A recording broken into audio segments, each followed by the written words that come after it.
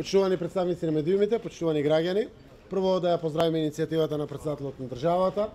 Свикана беше со единствена точка и со право ние да дополниме секако точки. Единствената точка за која што беше свикана и после беше прва точка на дневен ред е дискусија околу лидерството на државата во функција на нашата иднина после разочарувањето или историската грешка која што пристигна од Брисел. Утврдивме унисон едногласен став. Евроатлантските интеграции се конечна наша цел.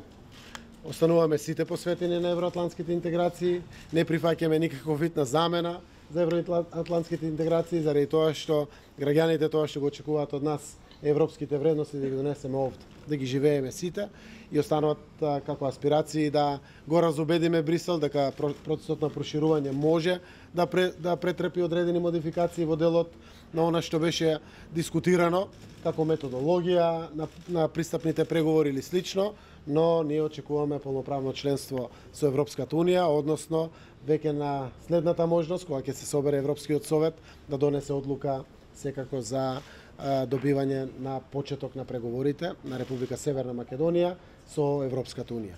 Ја поздравувам одлуката и треба граѓаните да знаат дека остануваме на патот кој што носи демократија, кој што носи повеќе вредности, кој што носи европски вредности, владење на правото, севкупни човекови слободи и права, односно да бидеме исти со правата, животот кој што го живеат граѓаните од земјите членки на Европската Унија.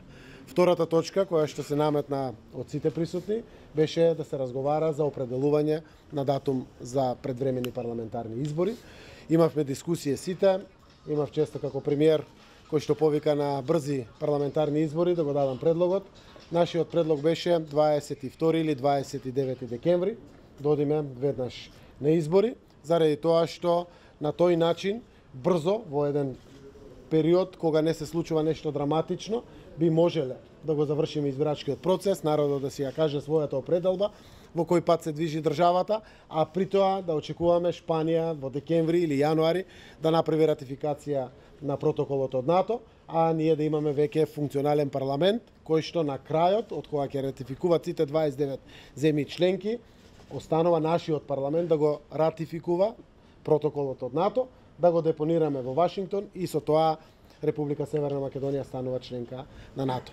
Имаше реакции од присутните, најголемата опозициона партија коментираше дека во таков случај нема 100 дена влада, дека би требало да се разгледат и други опции и после ги разгледавме опциите март 22, 29 март, 12 април, 19 април и понатаму во делот на април. Утврдивме дека 12 април е важен, заради тоа што пример православен Великден е на 19 април, тогаш почнуваат и постите за нашите сограѓани од муслиманска вероисповед, исто така од тој датум би требало да пред празниците големи, во кои што најголем дел од нашето население ги празнува, дали се тоа христијаните православни или се граѓаните од муслиманска вероисповед, утврдивме дека 12 април е датумот кога ќе се одржат изборите. Тоа значи постигнавме консензус, сите сме согласни на 12 април. Нека име среќа на сите граѓани, нека име среќа на нашата земја. Верувам дека на 12 април граѓаните мудро ќе донесат одлука, на која што одлука ќе го трасират патот по кој што ние политичарите, кои што ќе добиеме поддршка од граѓаните, ќе ја водиме нашата земја и нашиот народ. Благодарам. Колку ќе трае техничката влада, колков мандат ќе има и дали размислувате кој ќе дојде на ваша место? Секако за тоа ќе правиме дополнителни консултации. За мене е прво важно, вечерва одам на консултации со коалиционите партнери, да можем да ги образложам сите тие детали, иако вака се разумно за сите, треба и коалиционите партнери да дадат поддршка за оваа работа. Истовремено 100 дена влада важат, ако ги сметаме наназад, тоа доаѓа некаде 3 јануари по делот на поставеноста согласно законот, а истовремено она кое што исто така е важно да по пат на дискусии внатре во Социјалдемократскиот сојуз заедно со коалиционите партнери утврдиме премиер кој што ќе ја води таа техничка влада од 3 јануари се до формирањето на новата влада. Што станува со пописот? Пописот беше планиран да се заврши оваа пролет. Ќе разговараме дека пописот треба да остане 2020 година, тоа е мојот став.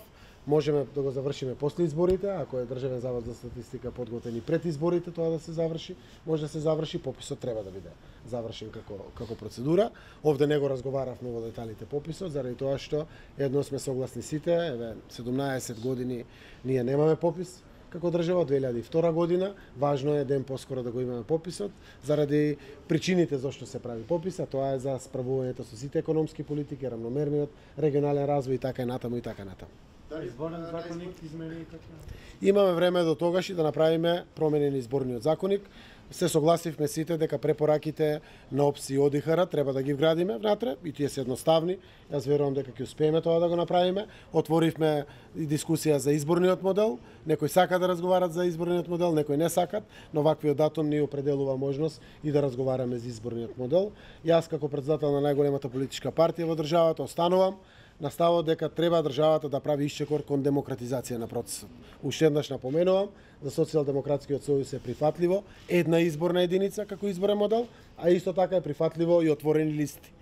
Сакам да ги слушнам помалите политички партии, заради тоа што многу често по големите се собираме и не е честно само ние да одлучуваме. Имав состанок со нив, тие се за една изборна единица. Верувам дека државата ќе смогне капацитетност да направи исчекор кон поголема демократизација преку избирачкиот процес, односно изборниот модел, да го зајакнеме плурализмот во државата преку парламентот.